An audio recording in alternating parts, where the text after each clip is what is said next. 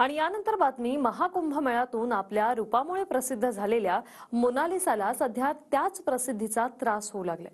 लोकांच्या गरड्यामुळे तिला व्यवसाय करणं ही जिकरीचं होऊन बसलंय। पाहूया।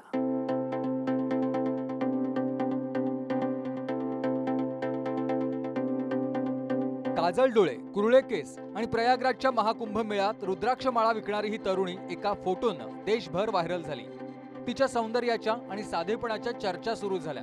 सुंदर हास्य आणि भेदक डोळ्यांच्या मोनालिसाला पाहण्यासाठी कुंभमेळ्यात गर्दी उसळू लागली। माहितीनुसार तरुणीचं नाव मोनालिसा असून ती मध्य प्रदेशातल्या खारनोरमधल्या महेश्वरीची राहणारी आहे। दुर्गम भागातून तिचा परिवार 35 ते 40 वर्ष रुद्राक्ष माळा विकण्याचा व्यवसाय करतो। यंदा कुटुंबासह ती मेळ्यात आली आणि संपूर्ण देशात तिच्या सौंदर्याची चर्चा सुरू झाली। मात्र याच प्रसिद्धीपायी मोनालिसाला महाकुंभ मेळ्यात व्यवसाय करणं जिकरीचं झालंय। अनेक लोक सोबत फोटो काढण्यासाठी आणि इंटरव्ह्यूसाठी पोहोचत असल्यानं त्यांना व्यवसाय करणं मुश्किल झालंय। मोनालिसा की तबीयत खराब हो चुकी है।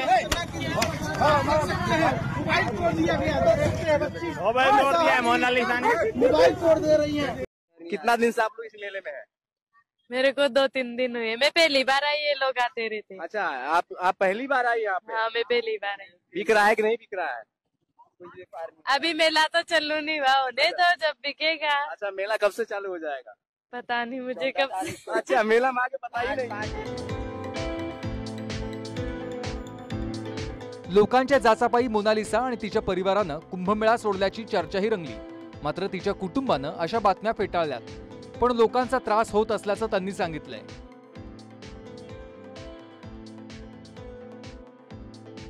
हर्षा नावाची एक महिला साध्वीच्या रूपामध्ये कुंभमेळ्यामध्ये पोहोचली होती। तिलाही तिच्या सौंदर्यानं प्रसिद्धी मिळाली। मात्र नंतर संबंधित महिला संन्यासी नसून साध्वीच्या वेशात पोहोचल्यानं समजल्यावर टीका सुरू झाली। अखेरीस त्या महिलेला महाकुंभमेळा सोडावा लागला। तशीच वेळ आता मोनालिसावर आली आहे। ज्या सौंदर्य आणि साधेपणामुळे प्रसिद्धी मिळाली, तीच प्रसिद्धी त्यांच्या व्यवसायासाठी डोकेदुखी होऊन बसली आहे।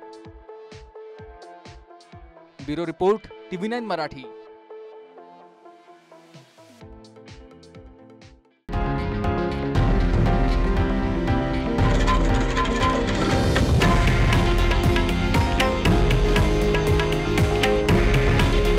हे आहे देशातील नंबर 1 न्यूज नेटवर्क आणि आपण पाहत आहात TV9 मराठी।